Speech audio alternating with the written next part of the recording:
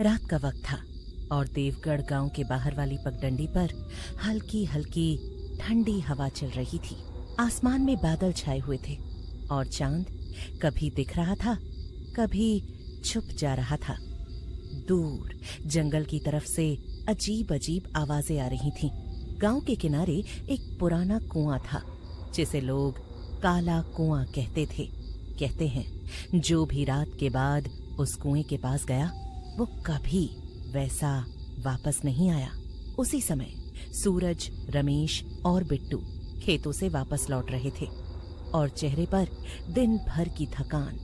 लेकिन आज की रात कुछ अलग थी।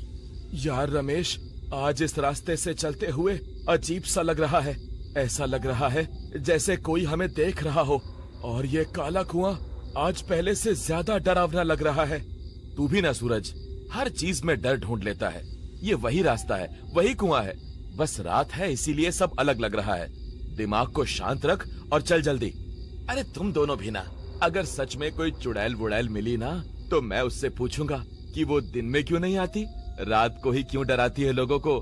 थोड़ा टाइमिंग तो ठीक रखे। तीनों हंस पड़ते हैं, लेकिन तभी अचानक हवा ठंडी हो जाती है। कुएं के अंदर से जैसे कोई सरसराहट सी आती है। कोई है वहां, मुझे बाहर निकालो। तीनों के कदम रुक जाते हैं। ये आवाज कुएं के अंदर से आई क्या? लगता तो ऐसा ही है, लेकिन इस वक्त कुएं में कौन हो सकता है? कहीं कोई फंस तो नहीं गया?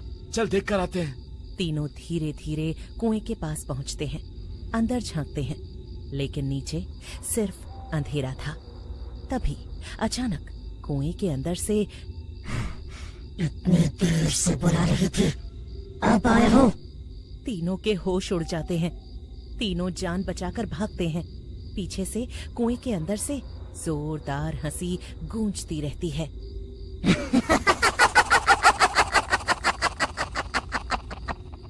अगली सुबह पूरा गांव चौपाल पर इकट्ठा था। हर कोई डरा हुआ था। कल रात हमने अपनी आंखों से देखा, कुएं के अंदर कोई है और वो इंसान नहीं है। भाई, वो आंखें मैं आज तक नहीं भूल सकता। वो सीधे अंदर तक डर बैठा गई। वहीं खड़ी पूजा चुप थी, लेकिन उसकी आंखों में डर के साथ कोई पुरानी याद झलक रही थी। उस रात बिट्टू ने हिम्मत दिखाई। आज मैं देखूंगा ये जो भी है सच क्या है। वो अकेला कुएं के पास जाता है। अरे ओ, अगर कोई है अंदर तो बाहर आ, छुप क्यों रही है? तभी उसके पीछे से आवाज आती है। मैं तो यही हूँ, तो ही मुझे देख नहीं पा रहा।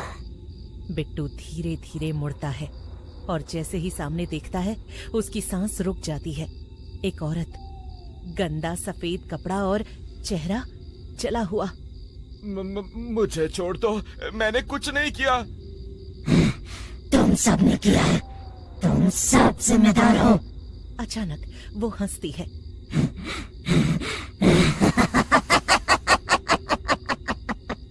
और बिट्टू वहीं बेहोश होकर गिर जाता है। अगली सुबह बिट्टू कुएं के पास बेहोश मिलता है और उसके हाथ पर एक अजीब सा काला निशान होता है, जैसे किसी ने पकड़कर दबाया हो। अब सूरज फैसला करता है। ये मामला अब हमारे हाथ से बाहर है। हमें बाबा तांत्रिक को बुलाना होगा। बाबा तांत्रिक गांव में आते हैं और सीधे कुएं के पास जाते हैं। ये कोई साधारण आत्मा नहीं है, ये बदले की आग में जल रही है और जब तक इसका बदला पूरा नहीं होगा ये शांत नहीं होगी। बाबा, ये है कौन? कई साल पहले इस गांव में मीरा नाम की एक औरत रहती थी। उसे झूठे इल्जाम में इस कुएं में धक्का देकर मार दिया गया था। पूजा का चेहरा एकदम बदल जाता है। उस रात पूजा अकेले कुएं के पास जाती है। मैं जानती हूँ तू यही है और मैं तुझसे माफी मांगने आई हूँ। अचानक हवा तेज हो जाती है और चुड़ैल सामने आ जाती है। पूजा, तू भी थी उनमें, तूने भी मुझे धक्का दिया था। पूजा रोने लगती है। मैं मजबूर थी, मुझे डर था। अगर मैं मना करती तो वो लोग मुझे भी मार देते। अब डर कैसा? अब तो सबको डर लगेगा। अगले दिन विनोद गुस्से में आता है। ये सब नाटक है, कोई चुड़ैल नहीं होती। मैं आज ही इस कुएं को मिट्टी से भरवा दूंगा। रात को विनोद कुएं के पास जाता है। आज खत्म कर दूंगा इस कहानी को। जैसे ही वो कुएं के पास जाता है, जमीन कांपने लगती है और चुड़ैल उसके सामने आ जाती है। तुमने मुझे धक्का दिया था, याद है? विनोद डर जाता है। नहीं, ये झूठ है। तभी पूजा वहां आ जाती है। नहीं विनोद, ये सच है।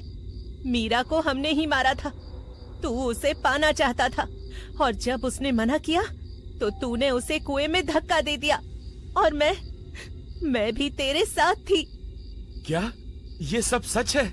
हाँ, और अगर फिर मौका मिला तो मैं फिर वही करूंगा। चुड़ैल धीरे धीरे विनोद की तरफ बढ़ती है। अब तेरा हिसाब पूरा करने का समय आ गया है। अचानक विनोद हवा में उठ जाता है और जोर जोर से चिल्लाने लगता है। कुछ ही सेकंड्स में उसकी लाश कुएं में गिर जाती है। पूजा रोने लगती है। मीरा, मुझे माफ कर दे। तुझे सजा मिल चुकी है। तू हर दिन इस डर के साथ जिएगी। अचानक चुड़ैल गायब हो जाती है। अगली रात पूजा अपने घर में होती है। तभी कुएं की तरफ से आवाज आती है।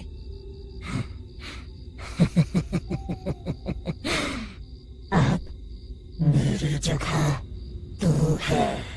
पूजा खिड़की से बाहर देखती है और धीरे धीरे उसकी आंखें काली होने लगती हैं। कहते हैं देवगढ़ गांव में आज भी वो काला कुआं जिंदा है और रात के बाद अगर कोई वहां जाता है तो या तो वो वापस नहीं आता या फिर बदल कर आता है।